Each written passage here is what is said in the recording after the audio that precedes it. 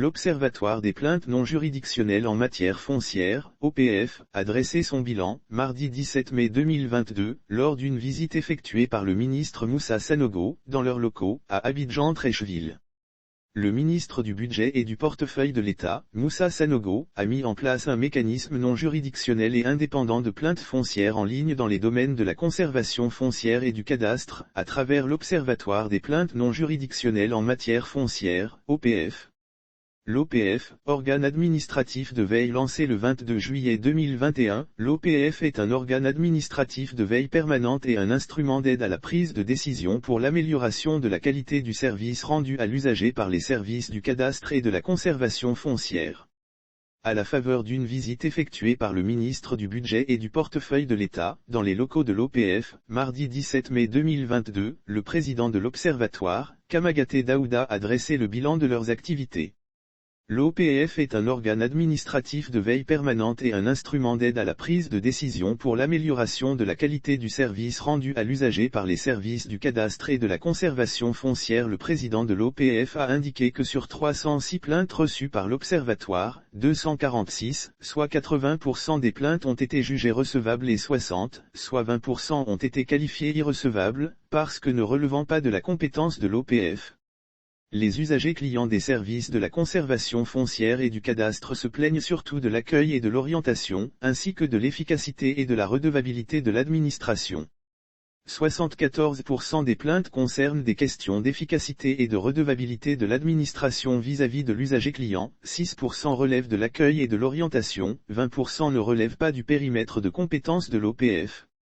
Des 306 plaintes reçues et traitées, il n'existe aucune plainte relevant de cas de rançonnement et de fraude. Lire aussi Côte d'Ivoire, voici qui sont ces incontournables qui analysent, traitent et valident vos dossiers d'ACD. Le président de l'OPF a fait remarquer que selon les statistiques traitées, il ressort que les services de conservation foncière sont les plus concernés par les plaintes des usagers. Kamagaté Daouda a précisé que l'OPF reçoit les plaintes qui n'ont pas un caractère juridictionnel, c'est-à-dire qui ne doivent pas être traitées devant le juge. C'est donc des questions administratives que nous réglons. Des questions qui se rapprochent au délai, au bornage contradictoire, à l'accès à certains documents. Mais également à l'environnement de nos services, l'accueil, et la redevabilité, a informé le président de l'OPF.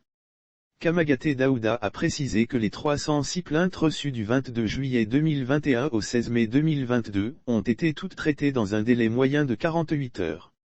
Nous suivons tous les requérants pour que leurs plaintes aboutissent auprès des services de la conservation foncière et du cadastre, a mentionné le président de l'OPF. Sanctions en cas de manquement. Le ministre du Budget et du Portefeuille de l'État, Moussa Sanogo, a félicité l'OPF pour le travail accompli en une année. Moussa Sanogo a expliqué qu'un investissement dans le foncier est l'investissement de toute une vie. Des gens travaillent longtemps, économisent, épargnent et veulent léguer un bien à leur descendance. La propriété foncière est aussi un élément important pour se faire financer par une banque. C'est une garantie qu'on peut offrir pour avoir un financement et étendre son activité. Il s'agit donc de faire en sorte que les relations dans ce domaine se passent très bien, a souligné le ministre du Budget et du Portefeuille de l'État, faisant remarquer qu'il s'agit d'une obligation, voire d'un devoir vis-à-vis du client, de lui faciliter la tâche en ce qui concerne le foncier. Lire aussi ministère du Budget et du Portefeuille de l'État, Moussa Sanogo présente les principaux chantiers de la gestion 2021. Moussa Sanogo a informé qu'au niveau administratif, s'il y a des situations qui concernent des agents des services de la conservation foncière et du cadastre qui malheureusement ont manqué à leur devoir, automatiquement, les textes organisent le fait qu'ils puissent en rendre compte ou lorsqu'il y a une faute avérée, qu'ils puissent être sanctionnés. Maintenant, s'il y a des situations qui dépassent l'OPF, et qui demandent un traitement judiciaire, en ce moment, les plaignants se déportent auprès des tribunaux pour faire valoir leurs droits, soulignait le ministre Moussa Sanogo.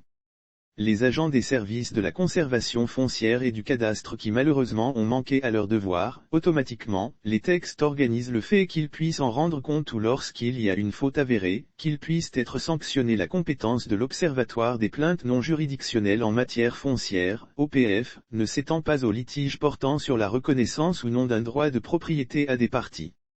Pour accomplir ces missions, l'OPF est constitué de deux organes, à savoir la présidence et le secrétariat permanent.